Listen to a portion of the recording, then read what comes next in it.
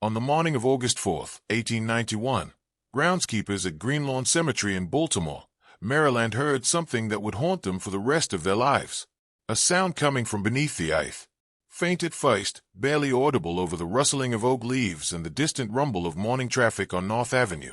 But as they moved closer to the newest section of graves, the sound became unmistakable. Someone was screaming underground. Not the scream of an animal trapped in a burrow. Not the wind moving through drainage pipes. This was a human voice, raw and desperate, crying for help from inside a coffin that had been buried 3 days earlier. The grave belonged to a woman named Octavia Hatcher, 37 years old, wife of a prominent Baltimore shipping merchant, mother of 2 young children, and by all medical documentation, definitively dead. She had been examined by 3 separate physicians following her sudden collapse on August 1st. She had been pronounced deceased after showing no pulse, no breathing, no response to painful stimuli for over 6 hours. She had been prepared for burial by the city's most respected mortician, placed in an expensive mahogany coffin lined with white silk, and interred in a plot that her husband had purchased for their eventual family use. Her funeral had been attended by over 200 mourners. Her death certificate had been filed with the city registrar. And yet, 72 hours after dirt had been shoveled onto her grave, Octavia Hatcher was screaming. What happened in the 3 days between Octavia's burial and the moment groundskeepers began frantically digging to reach her would become one of the most extensively documented cases of premature burial in American medical history. And what that case revealed about the state of medical knowledge in 1891, about the invisible condition that had caused her apparent death, and about the dozens or perhaps hundreds of other people who may have suffered the same fate without anyone hearing their screams, would change funeral practices throughout the United States and Europe. But before we descend into the horror of what Octavia experienced in that darkness, and before we examine the medical mystery that nearly killed her, I need you to become part of this community that refuses to let these stories stay buried. Hit that subscribe button, turn on your notifications, and tell me in the comments what state you're watching from, because what you're about to hear is going to make you question everything you thought you understood about death, consciousness, and the fragile line between the two. Now let me take you back to the summer of 1891, to a Baltimore mansion on Monument Street, where Octavia Hatcher's nightmare began not with her burial, but with a disease that 19th century medicine barely understood and frequently misdiagnosed as death itself. Baltimore in the 1890s stood as one of America's great port cities, a place where industrial wealth created enormous mansions along tree-lined streets, while immigrant labor lived in cramped row houses near the harbor. The Hatcher family belonged firmly to the former category. James Hatcher had built a shipping empire through contracts with European textile manufacturers, and his success had purchased a 4-story brick mansion on Monument Street, a staff of 7 servants, private education for his children, and membership in all the right social clubs. His wife Octavia had come from similar privilege, the daughter of a Philadelphia banking family, educated in finishing schools and fluent in French and Italian. By every external measure, the Hatchers embodied the success and refinement that defined Baltimore's upper class. But wealth provided no protection against the infectious diseases that swept through American cities in waves during the late 19th century. Typhoid, cholera, diphtheria, and scarlet fever killed rich and poor alike, though the wealthy could at least afford private physicians and the latest treatments, which in 1891 meant mostly bed rest, cold compresses, and hoping the patient's constitution was strong enough to survive. The Hatcher children, Margaret age 9 and Thomas age 6, had both survived scarlet fever the previous winter, an illness that had terrified Octavia but ultimately passed without permanent damage. That experience had made her somewhat complacent about childhood illnesses, confident that modern medicine and good nursing could overcome most threats. So when Margaret developed what appeared to be a simple summer cold in late July of 1891, no one was particularly concerned. Children caught colds constantly. They recovered. It was simply part of raising a family. But this particular illness did not follow the expected pattern. Margaret's fever climbed higher than a common cold should produce. Her breathing became labored. Her skin took on a grayish pallor that seemed wrong somehow, though the family physician Dr. Edmund Marshall assured them it was within the normal range of childhood respiratory infections. He prescribed the standard treatments and told Octavia not to worry excessively. Margaret died on July 28, 1891, 5 days after her symptoms began. The death certificate listed the cause as pneumonia secondary to influenza, a diagnosis that was common enough to avoid suspicion but vague enough to cover the physician's uncertainty about what had actually killed her. The funeral was held on July 30th, a small private service attended by family and close friends. Octavia's grief was profound and consuming, the kind of loss that parents in every era have experienced, but which Victorian society expected women to bear with quiet dignity rather than open emotion. She maintained her composure through the service and burial, accepted condolences with appropriate grace, and then returned home to begin the long process of learning to live with a child-sized absence in her heart.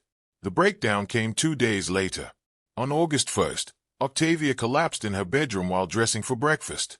The housemaid who discovered her lying unconscious on the floor immediately summoned Dr. Marshall, who arrived within 20 minutes to find his patient unresponsive, with no detectable pulse and no visible breathing. He performed every test available to 1891 medical science. He held a mirror to her mouth to check for breath condensation. He placed his ear against her chest to listen for a heartbeat. He pressed his fingers against the major arteries in her neck and wrists. He lifted her eyelids and observed that her pupils did not respond to light. He pricked her skin with a needle and noted no reaction to pain. After 30 minutes of examination, Dr. Marshall pronounced Octavia Hatcher dead, likely from a heart attack brought on by the severe emotional stress of losing her daughter. James Hatcher, devastated by the loss of his child and now apparently his wife within days of each other, requested second and third medical opinions. Dr. Robert Chen, a physician with the Baltimore City Hospital, arrived that afternoon and conducted his own examination. He confirmed Dr. Marshall's findings. No pulse, no breathing, no reflexes, pupils fixed and dilated. Dr. Sarah Pemberton, one of the few female physicians practicing in Baltimore and someone Octavia had consulted previously for women's health concerns, examined the body that evening and reached the same conclusion. By every test available in 1891, Octavia Hatcher was dead. Her body was released to Mercer & Sons Funeral Home for preparation and burial. What none of these three competent, well-trained physicians understood was that they were looking at a living woman in the grip of a condition so rare and so poorly understood that medical science would not have a proper name for it for another 30 years. Octavia was not dead. She was suffering from an extreme form of catatonic stupor brought on by what would later be classified as conversion disorder, a psychological condition in which severe emotional trauma manifests as physical symptoms, including complete muscular rigidity, suppressed breathing to nearly undetectable levels, and a metabolic slowdown so profound that the body's vital signs become almost impossible to detect without modern equipment. The human body in extreme catatonic states can reduce its oxygen consumption to less than 20% of normal levels. Heart rate can drop to 10 beats per minute or fewer. Breathing can slow to 1 or 2 barely perceptible movements per minute. Blood pressure can fall to levels that make pulse detection nearly impossible without sensitive instruments. And all of this can occur while consciousness remains at some level intact, trapped inside a body that has essentially shut down all voluntary and most involuntary functions in response to psychological trauma too severe for the mind to process normally. In 1891, physicians had no EEG to measure brain activity, no EKG to detect faint electrical activity in the heart, no blood gas analysis to determine oxygen levels, no equipment sensitive enough to detect the minimal vital signs that Octavia's body was still maintaining. The tests they performed, mirror for breath and finger for pulse and needle for pain response, were adequate for identifying obvious death but completely inadequate for detecting this borderline state between life and death. And so Octavia Hatcher, still alive inside her unresponsive body, was taken to Mercer & Sons Funeral Home where she was washed, dressed in a white silk burial gown, and placed in a mahogany coffin lined with white satin. The embalming process, which was becoming increasingly common in American funeral practice by the 1890s, was not performed on Octavia's body. James Hatcher, following his wife's previously expressed wishes, had requested that she be buried without the invasive procedures that embalming required. This decision, made out of respect for Octavia's preferences, was the only reason she remained alive. Embalming in 1891 involved draining blood from the body and replacing it with formaldehyde-based preservative fluid, a process that no one, regardless of how deeply catatonic, could survive. By choosing traditional burial without embalming, James had unknowingly given his wife a chance, however slim, of eventual revival. The funeral service was held on August 2nd at the Hatcher family home, a large gathering of Baltimore society come to pay respects to a woman who had been well-liked and to support a family experiencing devastating loss. Throughout the service, Octavia lay in her open casket, her face peaceful, her hands folded across her chest, her body showing none of the signs of decomposition that would have indicated actual death. Several mourners later recalled thinking she looked unusually lifelike, almost as if she was sleeping rather than dead. But this observation was attributed to the mortician's skill rather than to any suspicion that she might actually be alive. The burial took place that same afternoon at Greenlawn Cemetery, a prestigious cemetery on Baltimore's northern edge where wealthy families maintained elaborate plots marked by marble monuments and manicured landscaping. Octavia's coffin was lowered into a grave beside her daughter Margaret's fresh burial site, a tragic pairing that moved many of the attendees to tears. James Hatcher stood at the gravesite, holding his surviving son Thomas, watching as workers shoveled earth onto the coffin that held his wife. The service concluded, mourners dispersed, and by evening the grave had been completely filled and covered with flowers sent by friends and business associates. What happened to Octavia in the hours and days following her burial can only be partially reconstructed from the physical evidence found when her coffin was eventually opened and from medical understanding of how consciousness returns following catatonic episodes. The most likely sequence is that she remained in her deeply catatonic state for some time after burial, her body continuing its minimal life functions in the darkness of the coffin. The terror of awakening in such circumstances is difficult to comprehend. Complete darkness. Complete silence except for her own breathing. The realization of confinement. The understanding of where she was and what had happened.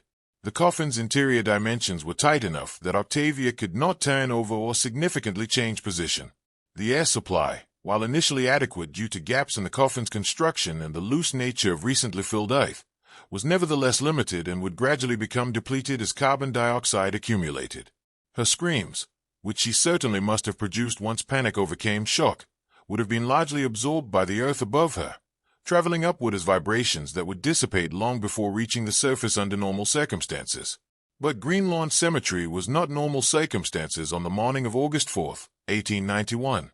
A groundskeeper named William Shaw had arrived early to prepare a nearby grave for burial scheduled that afternoon. Shaw was 63 years old, partially deaf in his left ear from a childhood infection, and had worked at Greenlawn for over 20 years. He knew the normal sounds of the cemetery, the birds and wind and distant traffic. So when he heard something else, something that did not belong, he stopped his work and listened carefully with his good right ear. The sound was coming from the direction of the newest graves, the section where the Hatcher plot was located. Shaw walked toward the sound, trying to identify its source. As he got closer, the sound became clearer. Someone was screaming, or something that sounded disturbingly like a person screaming. Shaw ran to the cemetery office and summoned the supervisor, Marcus Chen, who initially dismissed the report as imagination or perhaps an animal in distress. But Shaw insisted, and Chen agreed to investigate. When both men stood near the Hatcher grave and heard the unmistakable sound of a human voice crying for help from beneath the earth, Chen made an immediate decision that saved Octavia's life. He sent Shaw to fetch the police while he began digging. The excavation of Octavia Hatcher's grave was accomplished with desperate speed by Chen and 3 other cemetery workers who joined once they understood what was happening. Digging down through 3 feet of recently placed earth took approximately 4 to 5 minutes. Long enough that the screaming from below had weakened to barely audible moaning by the time they reached the coffin lid. The lid was pried open to reveal Octavia, conscious but barely responsive, her fingernails bloody from clawing at the wood, her breathing rapid and shallow, her eyes wide with terror that had gone beyond anything human should experience. Dr. Marshall, summoned by police, arrived as Octavia was being lifted from her coffin. His examination found her alive but suffering from severe dehydration, psychological trauma, and early stages of oxygen deprivation. She was transported to Baltimore City Hospital where she remained for 3 weeks, recovering physically but struggling with psychological damage that would affect her for the rest of her life. The story of her premature burial spread through Baltimore within hours and appeared in newspapers throughout the United States within days, creating a public panic about the possibility of being buried alive that would influence medical and funeral practices for decades. The investigation into how 3 physicians could have mistakenly pronounced a living woman dead focused initially on potential malpractice, but the medical community quickly closed ranks to defend the doctors involved. Dr. Marshall, Dr. Chen, and Dr. Pemberton all testified that they had performed every standard test available in 1891 and that Octavia's vital signs had been so minimal as to be undetectable by those tests. Medical journals published articles about the Hatcher case, using it as an example of the need for better diagnostic equipment and longer waiting periods before burial. But the underlying message from the medical establishment was clear. The physicians had done nothing wrong because the tools available to them were inadequate for detecting such rare conditions. What emerged from the medical analysis of Octavia's case was the first widespread American recognition of catatonic states as distinct from death.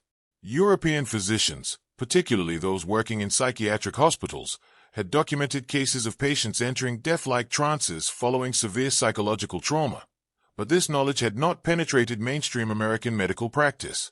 The Hatcher case changed that, forcing physicians to acknowledge that grief, shock, or other extreme emotional experiences could produce physical symptoms that mimic death closely enough to fool multiple trained observers. This is Grim Vale Epoch, where forgotten stories resurface. Subscribe and like the video. Don't miss what rises next from the darkness. The physical evidence found inside Octavia's coffin when it was opened told a story of conscious terror that physicians found almost impossible to contemplate. The white satin lining showed scratches and tears where her fingernails had clawed desperately at the fabric and wood beneath. Her burial gown was twisted and displaced from her struggles. The position of her body indicated she had tried to turn over, to find some position that might allow her to push against the coffin lid, though the tight confines made significant movement impossible. Most disturbing were the marks on the inside of the coffin lid itself, deep gouges where she had scratched with such force that several of her fingernails had torn completely off. Medical experts who examined the evidence estimated that Octavia had been conscious and aware inside her coffin for at least 12 hours before the screaming that led to her rescue. 12 hours of complete darkness. 12 hours of understanding exactly where she was and what had happened. 12 hours of screaming that no one could hear. The psychological impact of such an experience exceeded anything that 19th century psychiatry knew how to treat. Octavia would spend the remaining 32 years of her life. She lived until 1923. Struggling with what we would now recognize as severe post-traumatic stress disorder, including nightmares, claustrophobia so extreme she could not tolerate closed doors, and periods of catatonia that physicians now understood to monitor carefully rather than assume meant death. The public response to the Hatcher case was immediate and widespread. Newspapers published detailed accounts of her ordeal, often embellishing the facts for dramatic effect but nevertheless conveying the essential horror of premature burial. The fear this created was not irrational. Medical records from the period suggest that premature burial, while rare, was not nearly as rare as people wanted to believe.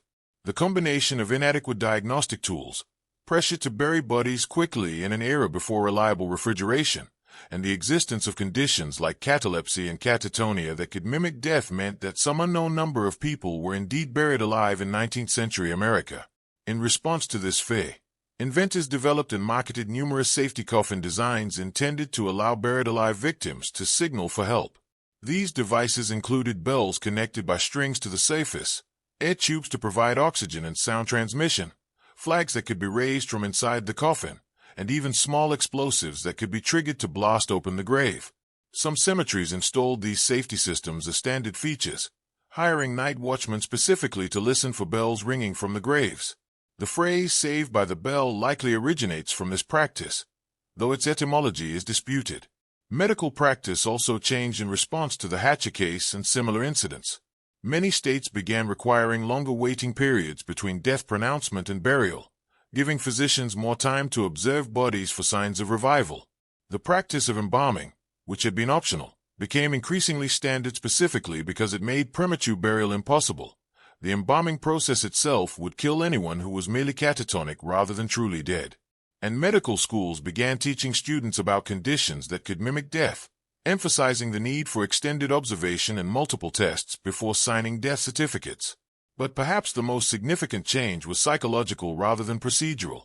The Hatcher case forced both physicians and the general public to confront the uncertainty inherent in diagnosing death.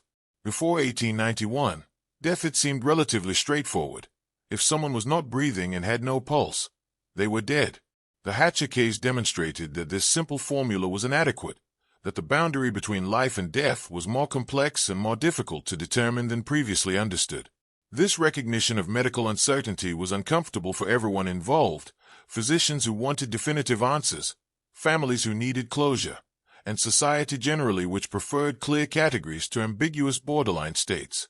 Octavia's own account of her experience, given in a written statement 6 months after her rescue when she had recovered enough to articulate what had happened, provided insights into the phenomenology of catatonic consciousness that were unprecedented in medical literature. She described being aware of her surroundings during the initial collapse but unable to move or respond. She remembered hearing Dr. Marshall pronounce her dead, hearing her husband's grief, hearing the funeral service, but being completely unable to signal that she was still alive.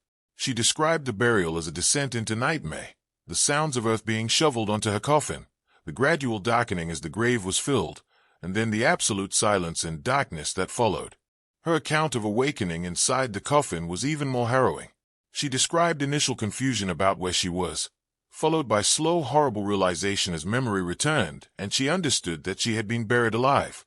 She described screaming until her voice gave out, then screaming more, driven by panic and desperation beyond rational thought. She described trying to break through the coffin lid, knowing it was impossible but unable to accept that reality. And she described, most terribly, the gradual acceptance that she was going to die there, that no rescue was coming, that she would suffocate in that darkness and no one would ever know she had been alive. The fact that rescue did come, that William Shaw happened to arrive early that morning and happened to have good enough hearing in his right ear to detect her weakening screams, seemed to Octavia like divine intervention rather than chance. She became deeply religious following her ordeal, though her faith took an unusual form focused not on gratitude for salvation, but on questioning why God would allow such suffering in the first place. Her journals from the 1890s and early 1900s, preserved by her family and eventually donated to the Maryland Historical Society, show a woman wrestling with existential questions about the nature of consciousness, the meaning of suffering, and whether her survival had been blessing or curse. Her relationship with her husband James changed fundamentally after her burial and rescue. While he had genuinely mourned her death and was overjoyed by her survival, Octavia could not fully forgive him for allowing her to be buried. Rationally, she understood he had followed medical advice and done what any reasonable person would have done, but emotionally she felt betrayed by his willingness to put her in the ground without absolute certainty she was dead. This tension never fully resolved, and while they remained married until James's death in 1909, multiple family letters indicate the relationship was strained and distant in ways it had not been before 1891. Her relationship with her surviving son Thomas was similarly complicated. She loved him deeply but found his presence triggering because it reminded her of Margaret's death, which had been the trauma that initiated her catatonic episode. Thomas grew up with a mother who was physically present but psychologically damaged, capable of affection but also prone to withdrawal and periods of near catatonia that terrified him. He later wrote in his own memoir that he felt he had lost both parents in August of 1891, his sister and mother to death and apparent death, and his father to grief, and that while his mother's body had been rescued from the grave, some essential part of her had remained buried there. The medical community's interest in Octavia's case extended well beyond the immediate aftermath of her rescue. She became something of a medical curiosity, examined by numerous physicians who wanted to understand the mechanism that had produced her death-like state. These examinations were often intrusive and traumatizing, doctors treating her as an interesting case study rather than a person who had survived profound horror.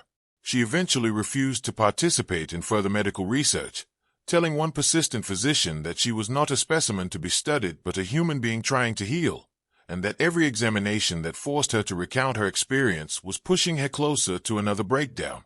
The question of whether Octavia's catatonic state had been purely psychological or whether some underlying physical condition had contributed remained debated among physicians. Some argued that grief alone could not produce such profound metabolic suppression, that there must have been some cardiac or neurological condition that the emotional trauma had triggered.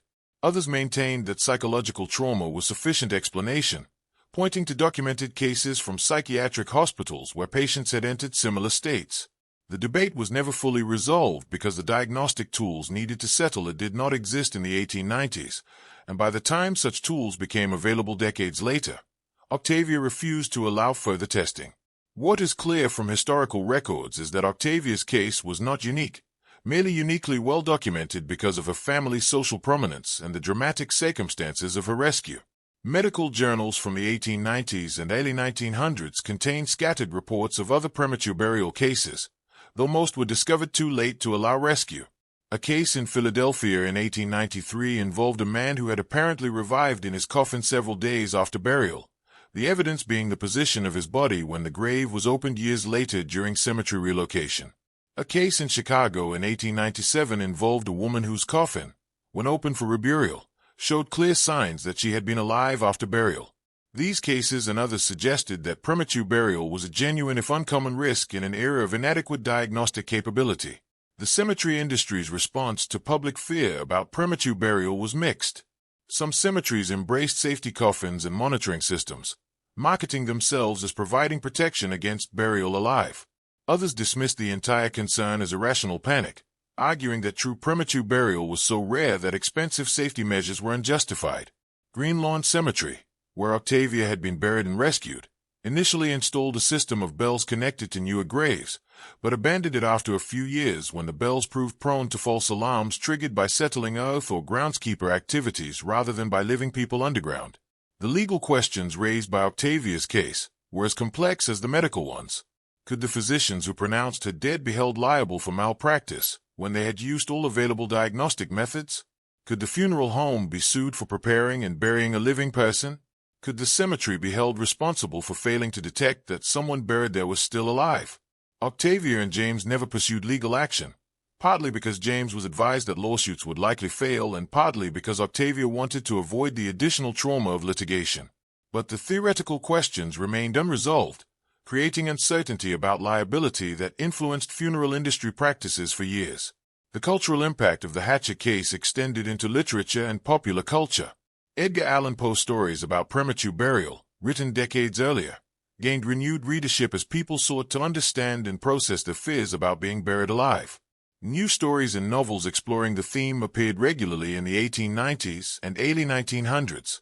The case was referenced in medical textbooks, used as a cautionary example in physician training, and cited in debates about funeral reform. Even today, over a century later, the case appears in discussions about the history of death diagnosis and the evolution of medical technology. Octavia's final years, from the early 1900s until her death in 1923, were marked by gradual withdrawal from public life. She maintained correspondence with a few close friends but largely avoided social situations that might require her to recount her experience. She spent increasing time alone, reading and writing in her journals, trying to make sense of what had happened to her and why she had been chosen to endure such suffering. Her writings from this period show a woman who never fully recovered from her ordeal but who nevertheless found ways to create meaning from it, particularly through advocating for better medical training and safer burial practices. She died on March 15, 1923, at age 69, from pneumonia that developed following a fall in her home. Her death was confirmed by multiple physicians using diagnostic methods that had advanced considerably since 1891, including stethoscopes sensitive enough to detect even faint heartbeats and observation periods of several hours before death pronouncement. She was buried in Greenlawn Cemetery, in the same plot where she had been interred and rescued 32 years earlier, next to her daughter Margaret and her husband James. At her request, her coffin was equipped with one of the safety bell systems that Greenlawn had discontinued decades earlier, a final precaution against the nightmare of being buried alive a second time. This is Grim Vale Epoch, where forgotten stories resurface. Subscribe and like the video. Don't miss what rises next from the darkness. The legacy of Octavia Hatcher's ordeal extends far beyond her individual case. Her experience and the publicity it generated contributed to fundamental changes in how death is diagnosed and how bodies are handled before burial. The development of more sophisticated diagnostic equipment in the early 20th century, including electrocardiograms that could detect faint electrical activity in the heart, was motivated partly by cases like Octavia's that demonstrated the inadequacy of existing methods.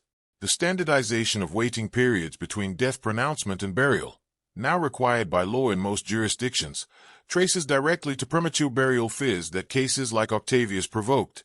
Modern medicine has essentially eliminated the risk that Octavia faced.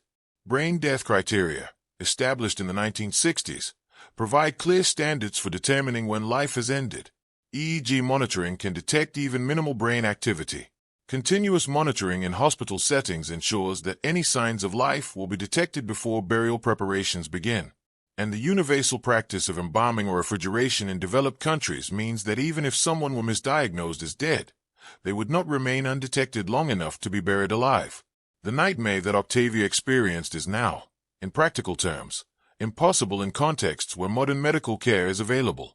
But the psychological horror of her story remains powerful because it touches on fears that transcend any particular historical period. The fear of being helpless and unheard. The fear of being trapped in circumstances beyond control. The fear that the people we trust to care for us might fail at a crucial moment. These fears are universal and timeless, which is why Octavia's story continues to resonate more than a century after it occurred. It reminds us that even in our modern world with all our technology and knowledge, we remain vulnerable in ways we cannot fully control or predict. The physical evidence of Octavia's ordeal was preserved for decades after her rescue. The coffin she was buried in, with its scratched interior and torn lining, was kept by the family and eventually donated to the Maryland Historical Society, where it was displayed as part of an exhibition on 19th-century funeral practices. The burial gown she wore, still showing the damage from her struggles, was similarly preserved. These artifacts provided tangible connection to an experience that most people could barely comprehend, physical proof that the nightmare of premature burial was not just a horror story but a documented historical reality. The question that Octavia herself asked repeatedly in her journals and letters, "Why did I survive when others presumably did not?" was never answered to her satisfaction. She recognized that her rescue had depended on an improbable chain of coincidences, William Shaw arriving early, having functional hearing despite his partial deafness, being positioned where Octavia's screams could reach him, and being willing to believe what he was hearing rather than dismissing it as imagination. Any break in that chain and she would have died in that coffin, her screams unheard, her survival unknown. The randomness of that survival troubled her more than the ordeal itself, the recognition that her life had been saved by pure chance rather than any deserved intervention. What Octavia Hatcher experienced in that coffin beneath Greenlawn Cemetery remains one of the most thoroughly documented cases of premature burial in medical history.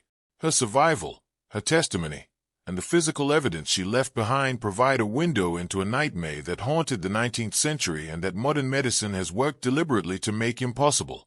Her story is not comfortable. It forces us to confront the limitations of medical knowledge, the possibility of catastrophic error, and the randomness of survival and death. But it is a story that deserves to be remembered, not as a curiosity or a horror tale, but as a reminder of how far medicine has progressed and how much suffering that progress has prevented. The screams that William Shaw heard on that August morning in 1891 saved one life, but they echo through history as a reminder of all the screams that were never heard, all the people who may have awakened in their coffins with no rescue coming, all the suffering that occurred in darkness and silence with no witness and no record. We will never know how many others shared Octavia's fate without her salvation. We can only remember her story and be grateful that the medical advances her case helped inspire have made such nightmares essentially impossible for those who come after. What do you think? Could something like this happen now with our modern technology? Or have we truly eliminated this risk? And how would you want doctors to confirm your death if you were in Octavia's situation? What tests or waiting periods would make you feel safe? Leave your thoughts in the comments, because this is the kind of case that forces us to confront our deepest fears about helplessness and mortality.